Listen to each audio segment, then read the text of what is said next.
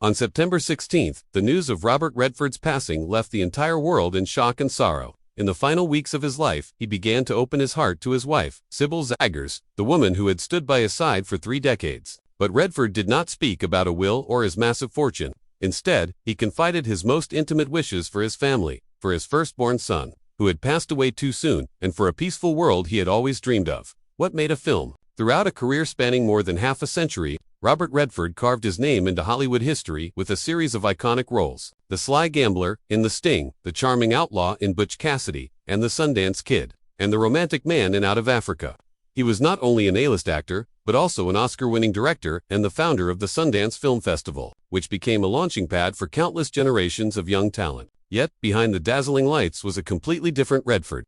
He lived quietly, choosing to stay close to nature and retreat in a wooden house amidst the Utah mountains, far from the glitz of Los Angeles. As old age crept in, Redford gradually withdrew from public life. In his final days, he no longer thought about film sets or red carpets, but simply found peace beside Sibylle Szaggars. And after his passing, it was she who revealed the secrets he had confided. 1. Hoping his children would live a peaceful life free. Redford always wished for his children and grandchildren to live as ordinary people, not swept away by fame and not crushed by the shadow of their father. He once told them, "Live as simple a life as people."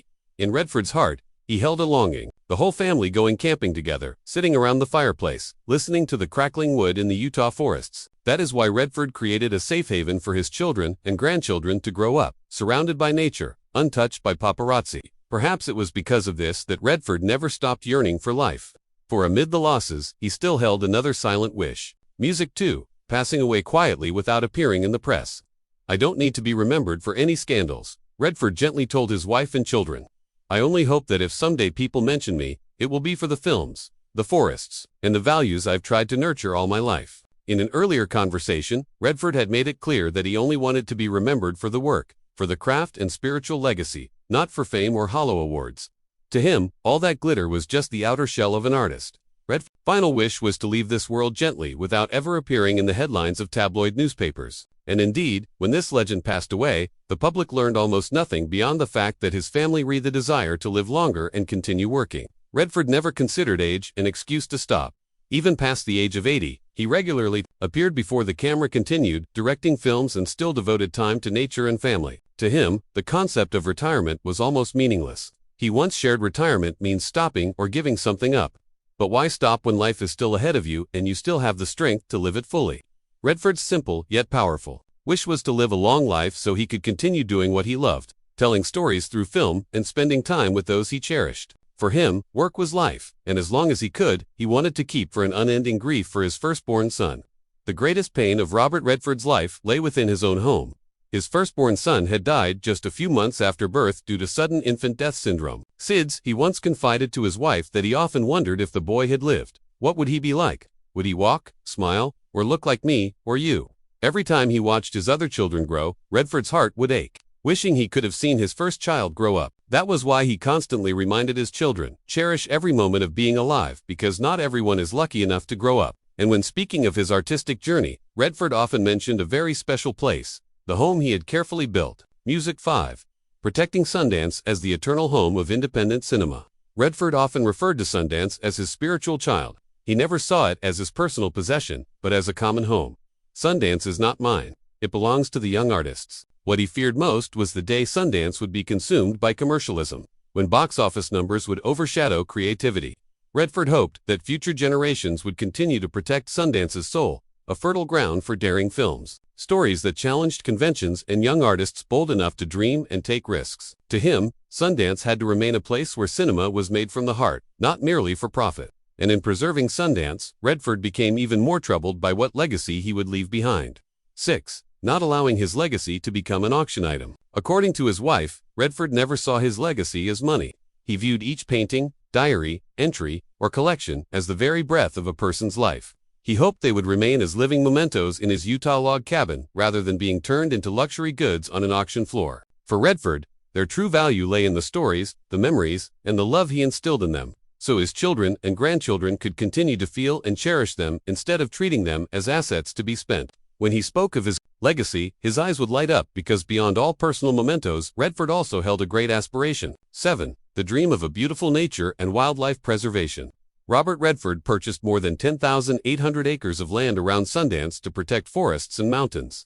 He once said, "If I don't do it, who will?" Even in frail old age, he still wished to preserve the beloved wilderness and forests. Redford and his family pledged to conserve over 860 acres. Within the Redford family, Nature and Wildlife Preserve located in Sundance's North Canyon. In 2020, he also placed 360.5 acres at Elk Meadows under a conservation easement to protect wetlands, grasslands, and wildlife habitats.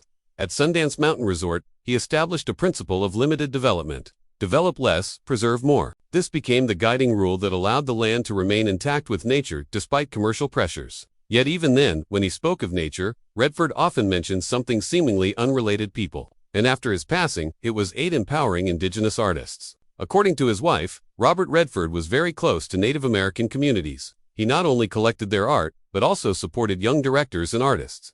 For Redford, Native art was never just decorative. From early on, he collected Navajo rugs, Anasazi pottery, and Kachina dolls. He wanted those works not to sit lifeless behind glass, but to be felt and understood. Through the Sundance Institute, Redford created opportunities from film making to telling their own stories to sharing identity and history by producing The Dark Wind and supporting Dark Winds. These projects helped Indigenous people reclaim their voices on the big stage. Redford hoped that when audiences saw his collection, they would not only see beauty, but also feel the resilience, pride, and pain of a culture. To him, empowering Indigenous artists was not charity, but a responsibility, a cultural justice, and an inseparable part of the legacy he left behind. Someday people mention me. It will. Bet Redford did not stop at giving back a voice to Indigenous communities. Deep inside, he nurtured an even greater dream, one that transcended borders and ethnicities. In Spirit 9, A World of Peace Without War, Robert Redford once told his wife and children that he wished for a world without war. He wanted his descendants to grow up in a just society where Indigenous people were respected as part of historical heritage. He believed that art was the medicine that healed wounds, and it was never tied to war or violence. He repeatedly spoke out about the necessity of social justice, especially for marginalized communities and Native peoples. He felt society was becoming increasingly divided and needed to be healed with compassion and by listening to voices often ignored. He hoped his legacy would not just be the glitter of the silver screen, but a reminder that each of us bears the responsibility to choose the path of justice and peace. For Redford, the longing for peace was not merely about ending wars. In his final day, 10, humanity must step out of its dependence on oil and turn toward clean energy. In the mid-1970s, when Hollywood was still consumed by neon lights and lavish parties, Robert Redford was already looking towards something. Few paid attention to the sun and the wind. He began speaking about clean energy at a time when the concept was still unfamiliar, even ridiculed as a fanciful dream.